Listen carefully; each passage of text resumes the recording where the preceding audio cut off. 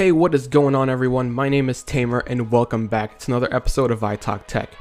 Now in today's video, I'll be giving you 10 tips and tricks and possibly hidden features that you may have not known about on the iPhone 7 and 7 Plus. Some of these tips and tricks are iPhone 7 exclusive and 7 Plus exclusive only because they have specific hardware that other iPhones don't have. But most should be compatible even if you are just getting an iPhone 6s but are upgrading to iOS 10.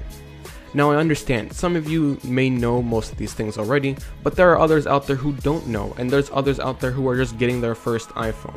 With that all the way, if at any point in the video that you find a tip or a trick or a hidden feature that you found really helpful or really useful, go ahead and just drop a like on this video, as well as subscribe to this channel as it really helps. 1. Now a lot of major improvements have been done to Siri. Siri has become more advanced at both learning what you're saying and what is on your phone. Now where this really shows is how Siri interacts with your camera. You can use different voice commands like, "Hey Siri, show me photos from today," or "Show me photos from Hawaii," and it will open up those specific photos that you wanted. This helps you filter out from your thousands of photos and makes finding that one picture so much easier. 2. So with the iPhone 7 and 7 Plus, there's now a new home button. No longer is it an actual button but a haptic feedback, where it vibrates to make you think that it has clicked. It's a really weird feeling that you're going to have to get used to, but Apple has slightly helped that by giving you the ability to set how hard of a click or a tap you'd like to feel. Now by going into settings, then tapping on general, and then tapping on home button, you'll be given 3 different options of types of clicks. 1 is the softest tap, whereas 3 is the hardest. Now I prefer number 3 as it most resembles an actual click, but you do what makes you feel comfortable. 3. Now in iOS 10, by default, in order to unlock the phone through Touch ID, you actually have to click the home button. You can't just rest your finger on the scanner and have it unlock that way. Now in order to get back to that regular mode where you can just rest your finger, you will have to access settings. Now from settings, you just go to general, then accessibility, and scroll until you see home button. Tap on home button and you will see an option where you can toggle rest finger to open. 4. Now if you're anyone like me, you have 16,000 plus unread emails, so filtering between read and unread emails gets a little hectic. Okay, I understand some of you guys don't have 16,000, some may have 1,000, some may have 50. I know I'm crazy, I guess every person with spam wants to email me, so that's why I have 16,000. But there's an easy way to filter through the read and unread emails. Now if you use the stock mail app, there's a little button on the bottom left corner that will only show you unread emails, making your life 100 times simpler. 5. So if you have trouble reading things or seeing things in general, you can now use your iPhone like a magnifying glass. Just head over to settings, press on general, then accessibility, and then activate magnifier. Now whenever you triple click the home button, it's going to open up the rear camera and give you a zoom option, and you'll be able to choose a range in which you want to zoom in on different words or objects, or even zoom in on a piece of paper. 6.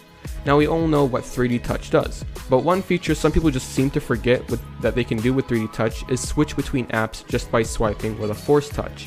So inside an app, do a hard press on the side of the screen and then slide to the right to be taken to the app that was loaded right before it. For example, if you're reading some of the news and then you went over to a game, from that game app you can just go ahead and force touch on the side and then swipe to the right to go back and read the news. Now if you don't swipe and just let it hold there, it will show the entire app switcher. That way you can choose any app that you want to open that you've had previously open. 7. So when you finally set up all your emails, your text, your Snapchat, your Instagram, and every other app that wants to constantly send you 1,000 notifications per second, it's going to be hectic. You're going to have tons of notifications, and it's not really that easy to clear all of them at the same time.